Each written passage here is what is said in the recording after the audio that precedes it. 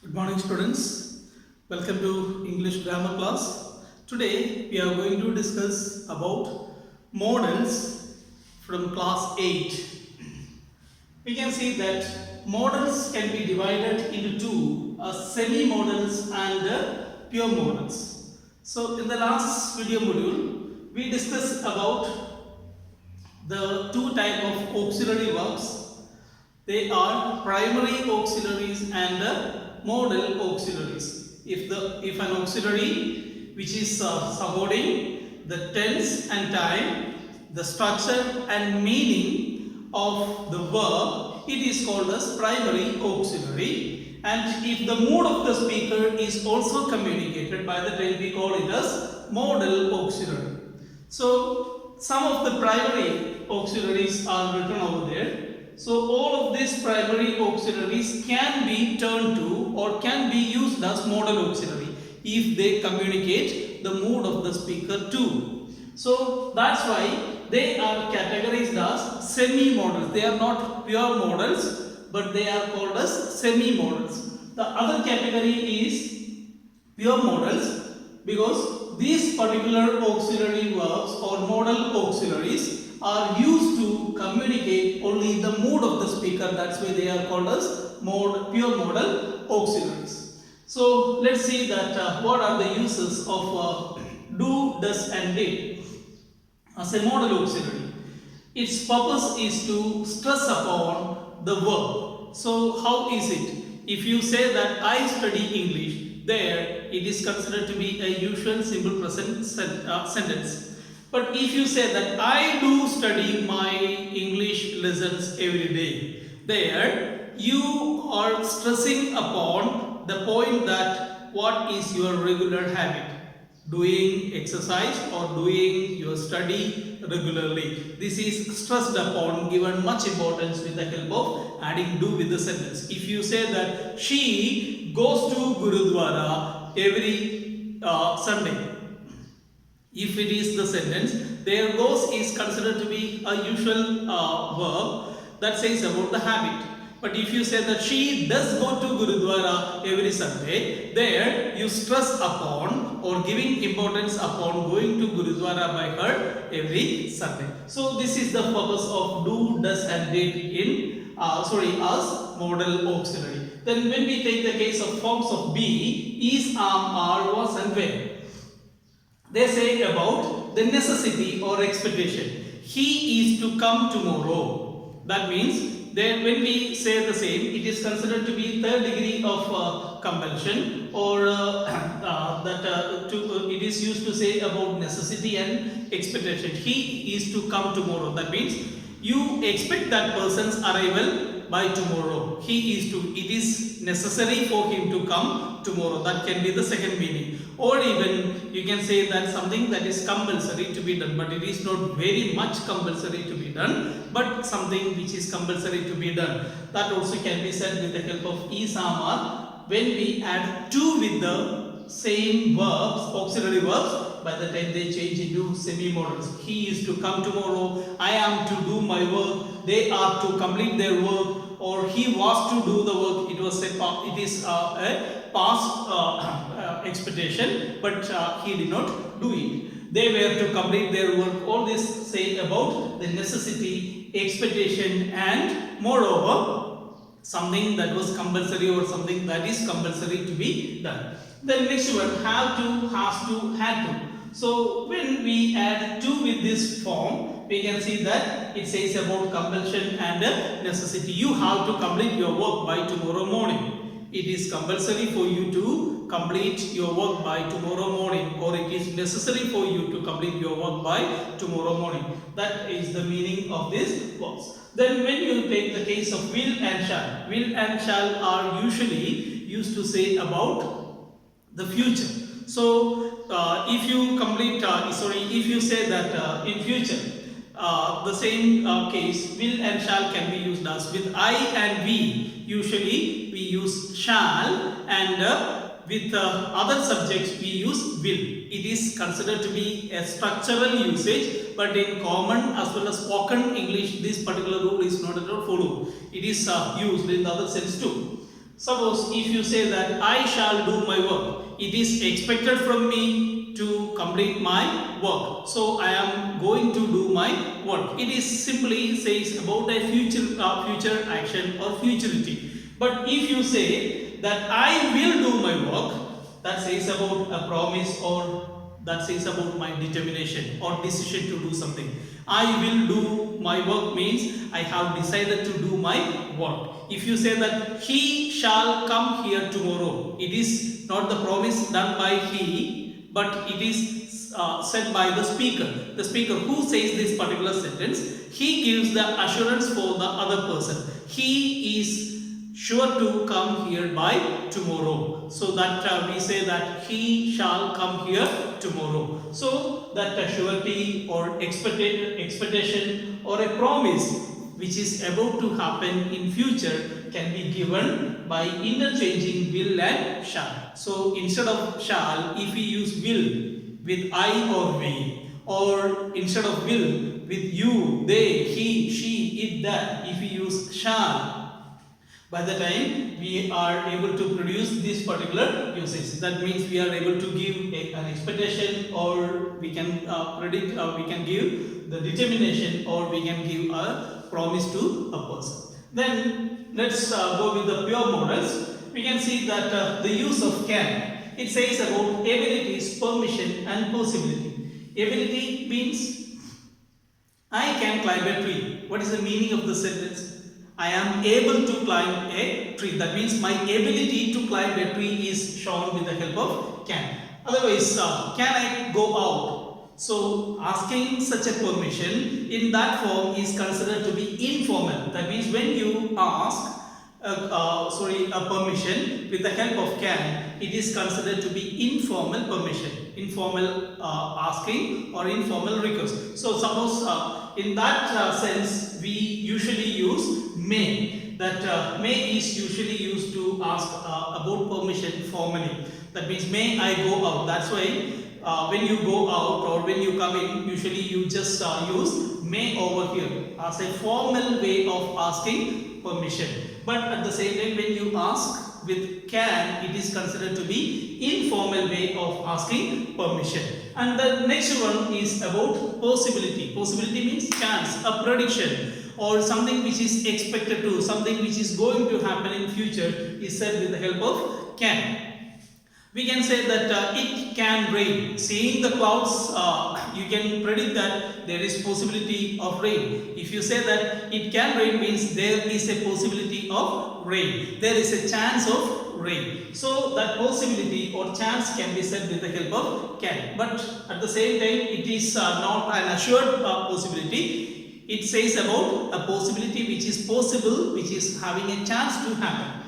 Then an assured possibility can be said with the help of may. If you say that what is the use of may, we have seen that it is used to give or ask permission formally. You may go or you can come. There can is used informally, but may is used as formally. Can I go out? It is informal. May I go out? It is formal. Then if you take the case of possibility, may, it may rain. What is the meaning of the same? That means the speaker expects that there should be rain. So that means I want to see rain, or I want to have rain over here. Then I usually say that it may rain. That means there is a positive meaning comes over there with may. But with a can, there is not neither positive nor negative. That means the speaker is not affected by the same statement. He says that there is a chance of rain. But at the same time here, if he when we use may, by the time the speaker is having a chance to be affected by this particular statement. That's why he says that it may rain. That means I expect that there will be rain. Then next one is request. A formal request also can be done with the help of may.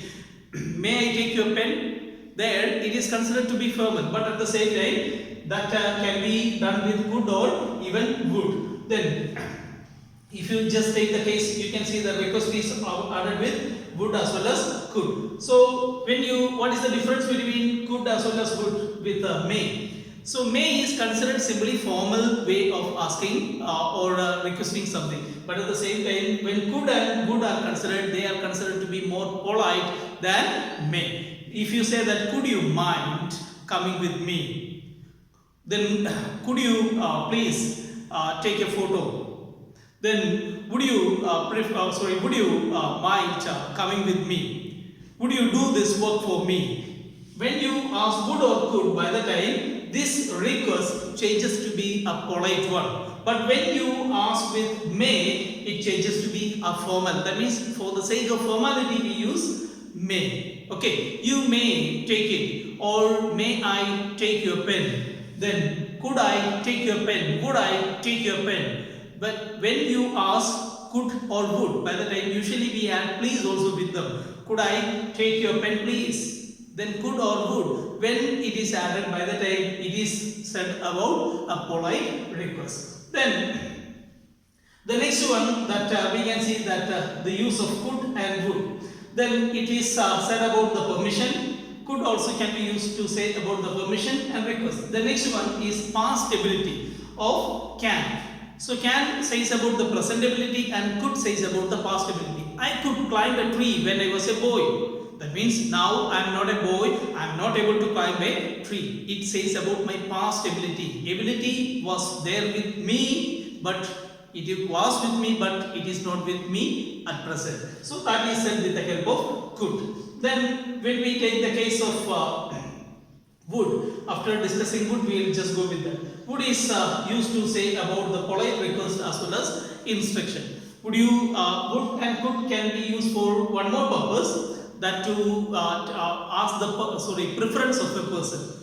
Would you prefer coffee or tea? Or could you prefer coffee or tea? It is politely we are asking someone which one is opted by the other. So for asking someone's preference also we can use could and would. Then the next one is might, use of might. Might also says about possibility, but at the same time the possibility that is stated by might is considered to be feeble one. Feeble means the chances are rare. If you say that it can rain, it may rain, it will rain, or it might rain. So it can rain means we have seen that the speaker is not affected. So there can be a chance, or there is a chance of raining. Then it may rain, that means speaker expect that there would be rain. Speaker willingly needs to have a rain. Then if the speaker says that it will rain, there is a chance of raining. So it is equal with can, will and can. Then again, if you say with might, it might rain, that means the speaker does not intend to have a rain. So that means there is no chance, or chances are very less. There might be a rain, that means so the chances for raining is very less. So that is the use of might. Then now we have to discuss with must, should and ought to. So what is the use of must? Must first of all says about necessity. In the case of necessity, we can see that need to is also used to say about necessity, and should also can be used to say about necessity. But when we use should or must, the necessity is considered to be superior. In that case, that means you should do your work, or you must do your work. There, must and should says about something that is compulsory. It is necessary, but at the same time, moreover that a tone of compulsion is given by must.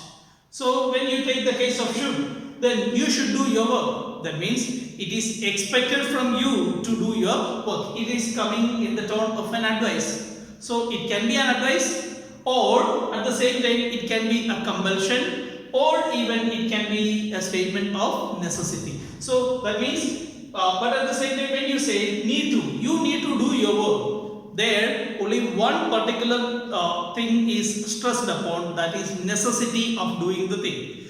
You need to do your work means it is very necessary for you to do your work. There is nothing else is discussed with the same. It is not compulsory, or whether it is advice or it is not the matter. But at the same time, when we use need to do something, that is given in the tone of doing something necessarily. But when we say about the case of advice, so you must obey your elders, or you should obey your elders. Then when we take the case of this advice, there you must obey your parents means it is something compulsory as the unwritten rule of the society is there. The youngsters have to obey the elders. So that particular rule is reminded. Okay, so it is compulsory for the youngsters to obey the elders. That is the tone of advice. But when we take the case of advice in should, it is something morality or moral duty is reminded.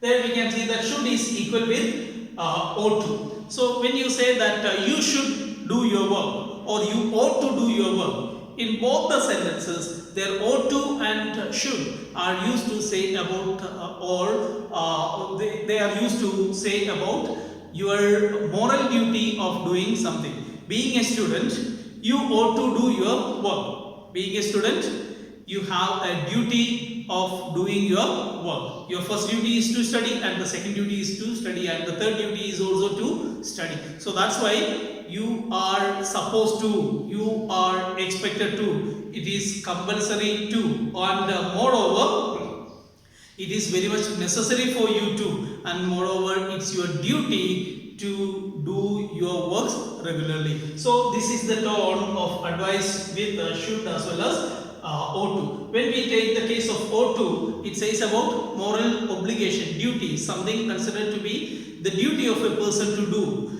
Then you ought to take care of your parents when they get old. You should take care of your parents when they get old. Both of the sentences are same. That means you have a moral responsibility as a son or as a daughter. You have to take care of your parents when they get old. So this particular one, this duty is reminded with the help of ought to as well as should. Then the next one is about the possibility and compulsion. Should and must can be used to say about something that is compulsory. You should do your work when you come tomorrow, or you must do your work when you come tomorrow. It is considered to be first degree compulsion. So that means it is superior in compelling. That means these two, must as well as should, are considered to be superior in compelling someone to do something. So when we take the case that you must do your homework when you come tomorrow, that means it is compulsory that you have to do your homework. No, it is not expected that you have to find any excuses in doing so. So there it is something very compulsory, very strict to be done, is said with the help of must as well as should. Then the next one is about the use of used to and dare to. So when we take the case of used to says about past ability and the past happenings. Then he used to study harder when he was a boy. That means it is not said about his present condition, it is said about his past ability or past condition. So he had a habit of studying very harder when he was a boy or when he was a child, but now he is not a child, he is an elder one and he is not doing the same thing. Then otherwise, suppose you came to school after 10 years or 15 years, then along with your friends, being in the school campus, you can remember about the things. There used to be a fan which was making creaking sound. It is not there now. There used to be a peepal tree in front of the school. So now the tree is cut down. So the tree is not there, it was there. So something which was there earlier and it is not there now also can be said with the help of used to. Then the last one is dare to. Dare to is not considered as a modal auxiliary by much of the most of these grammarians of the present time, because it has only one use, to challenge someone. How dare you to talk to me like that? How dare you go there without my permission? So it asks that how courageous you were to do such kind of things. So it is just asked to, or it is just used to challenge someone. So these are the uses of modal auxiliaries. So we can see that there are 11 modal auxiliaries, pure modal auxiliaries that can, could, may, might, must, ought to, would, should, need to, used to, and dare to. There are 11 pure modals and there are 13 semi-modals. So we can see that do, does, did, is, are, was, were, have, has, had, then will and shall. So together we can see that total 24 models are there in English. This is the end of the class. Today we wind up. Be safe and sound at home. May good God bless you.